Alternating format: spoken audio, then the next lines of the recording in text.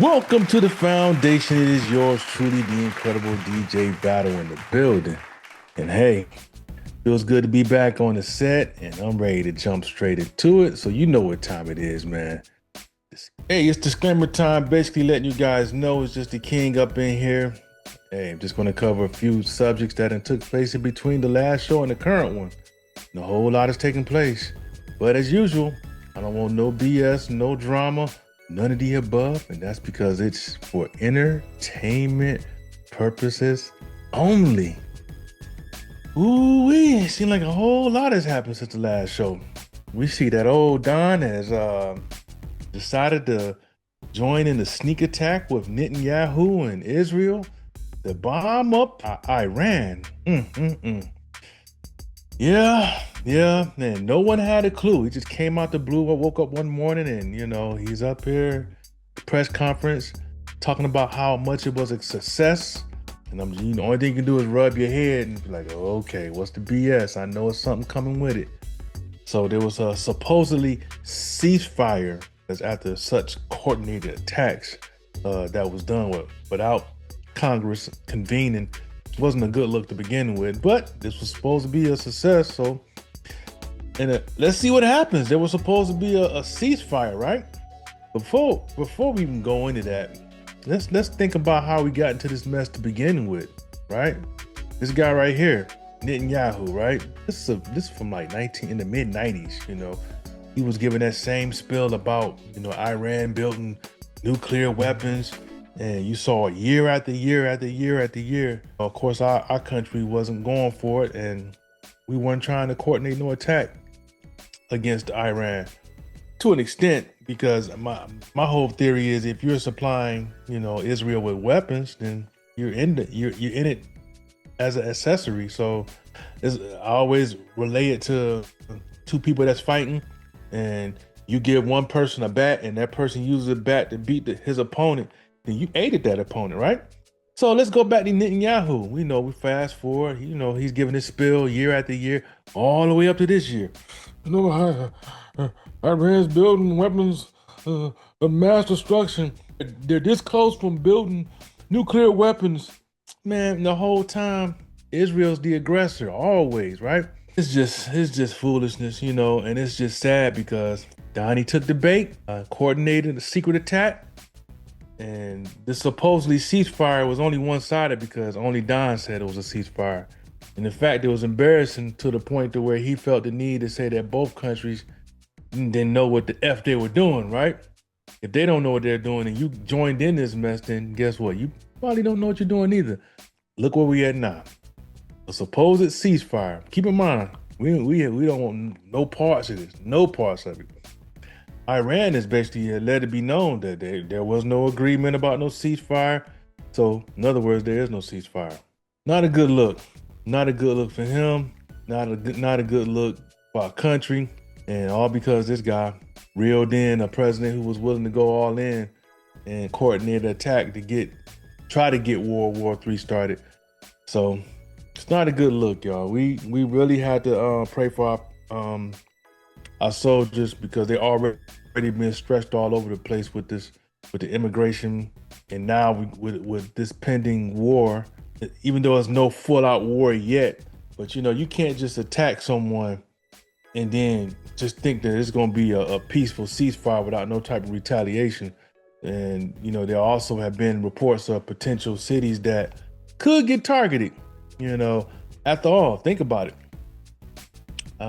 Wasn't that long ago where the floodgates were open from the borders, right?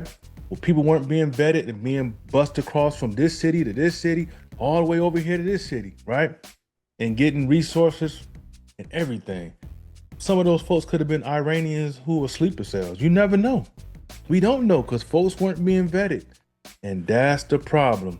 So you got to be careful, man. As you can see, there's been a lot of delays with flights, and I'm not going to, spend too much time on this, but it needs to be told that you need to be really careful when you travel. Pay attention, because no one gets attacked and just go away quietly.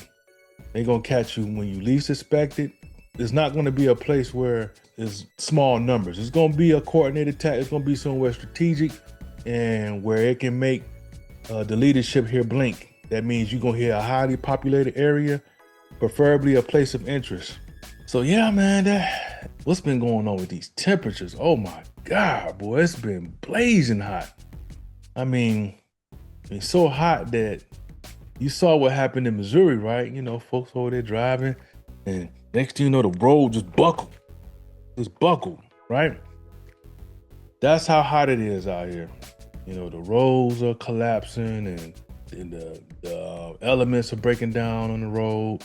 You know, so if it's happening like that on just the concrete, what you think could possibly happen on a bridge? You know, I'm in the South. I'm in Carolina, and I'm looking at New York and Detroit temperatures. I'm like, damn, it's hotter up there than it is here. You know, you got heat indexes reaching about 110, 105, and this, you know, summer just started. So I just say, man, be careful, man. Stay hydrated. You saw what happened down in Texas. You know, young man out here delivering mail. What's his name? Eugene Gates. Collapsed, passed away. Oh my goodness, boy. The heat is brutal. I've talked to many postal workers, and they talk about how brutally hot it is in their vehicles, but they don't really have no AC in there like that. You know, you're talking triple digits, and you can tack on a few more degrees when you're inside those hot vehicles. Hey, I think I'm just gonna go out, give them a big bottle of water or something. Ridiculous, man. Ridiculous. You definitely have to be careful out there in this heat. If you can, you don't have to be out there, man, take it easy, stay in a cool place, and let this heat wave go by. On to the next subject. Now this one right here, man, this is some foolishness right here, I think. You know, you go out to eat, and I'm looking at it from a business perspective, because I love to cook. And if I had a restaurant, I'd be pissed off if someone, you know, come to my establishment and run up a $200 lunch bill. You know, you feed them, you know, giving them great service. And then there's a video of these people just getting up, coordinating a run. They just walked off the plot. And it's embarrassing, man. It's not a good look for the people. It's damaging for the community, especially when you got hardworking servers and you know, hardworking employees that's providing a good food and service for you, and this is the thanks you give. It's terrible. But I was glad that the owner was able to get the video of other people, put them on blast, enough for them to be embarrassed and try to return the money, you know, try to come back and pay. And he's like, nah, B, I don't want the money. I want the charges.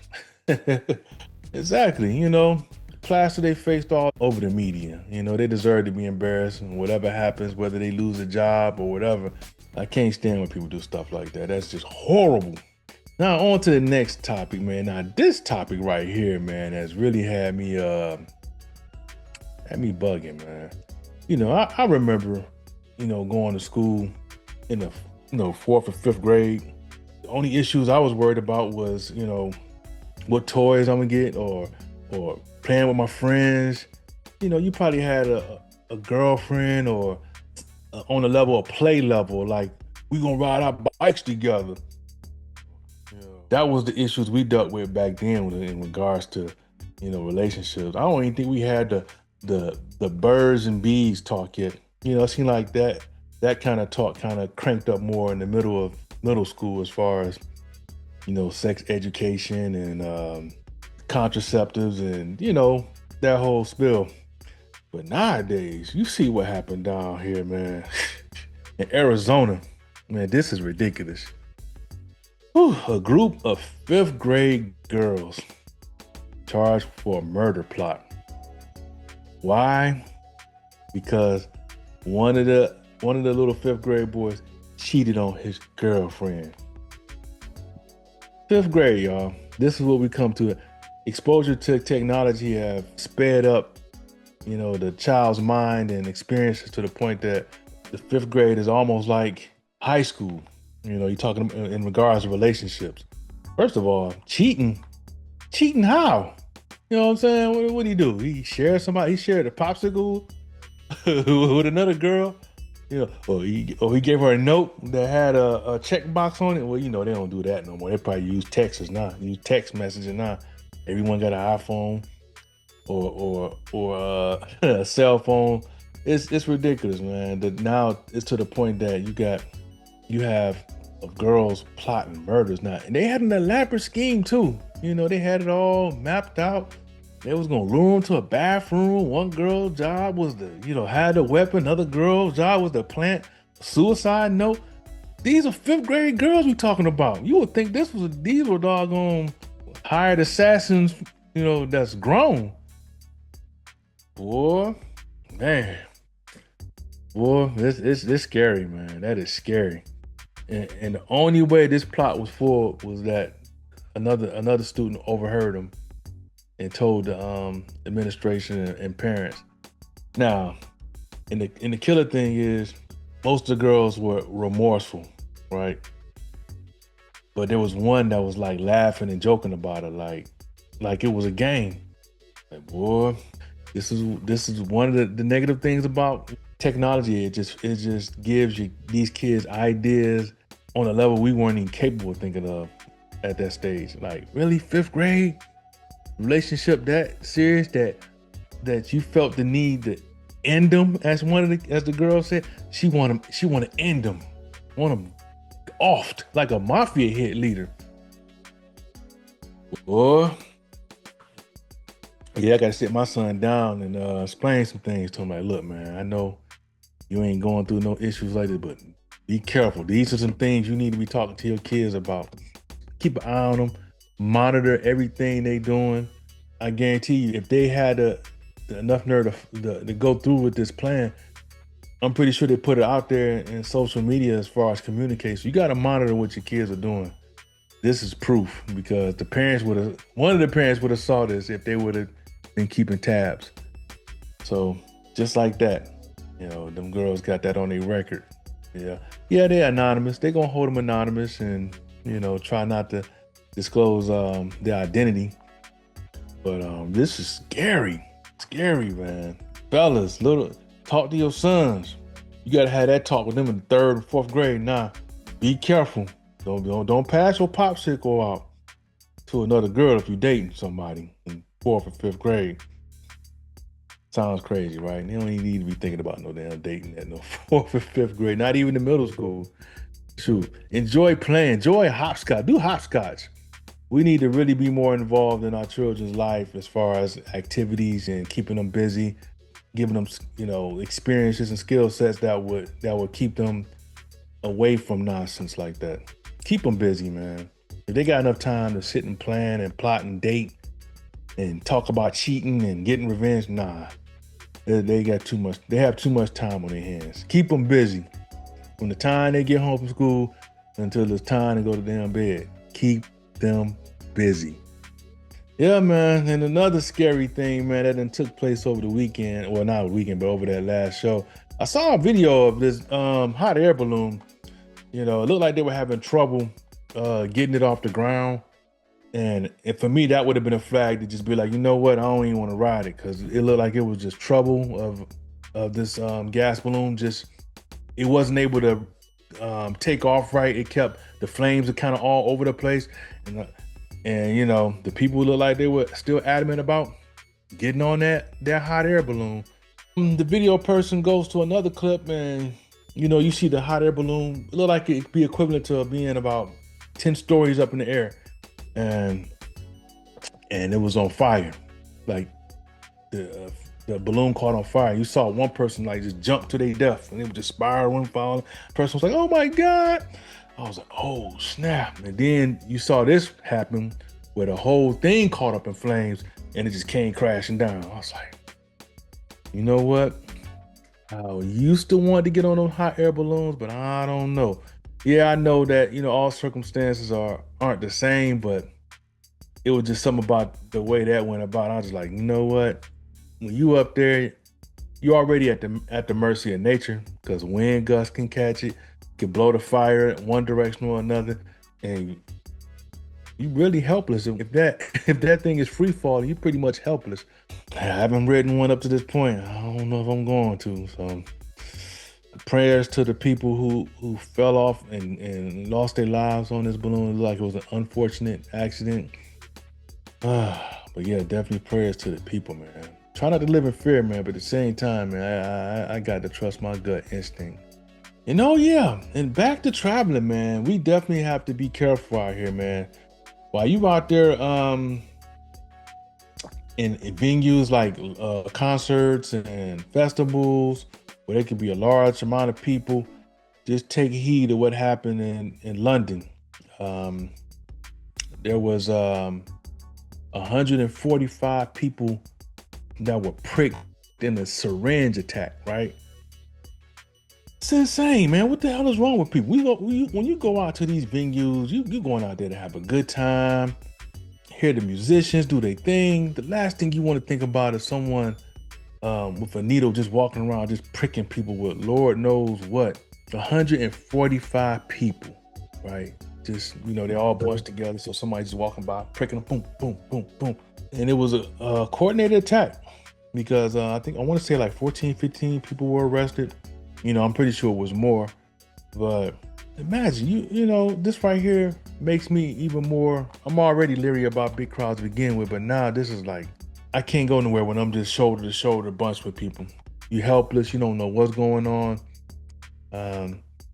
If I go to any venue or any festival, it has to be something where I can have my own little blanket and away from people, kind of like a good distance. And I'm not going to be in a situation when I'm shoulder to shoulder and I'm just bunched in. Nah. Mm-mm. So you guys definitely be careful out there while you're going to these concerts, festivals, and large gatherings. There's some sick folks out here, man, that's, miserable. And only thing they live for is to make other people just as miserable. But yeah. That's a whole lot in a short period of time. And I'm not going to hold you guys. And I hope you guys subscribe, continue to share. If you want to be a guest on the show, if you have any questions and want to comment, hey, give me a shout out. If you want to contribute, you can send a cash app, $DJ Battle 313. But yeah, we'll see you guys next week. Definitely going to get some guests up here and we're going to get back live. And hey, continue to rock and roll, but be safe out there, man. Because it's crazy.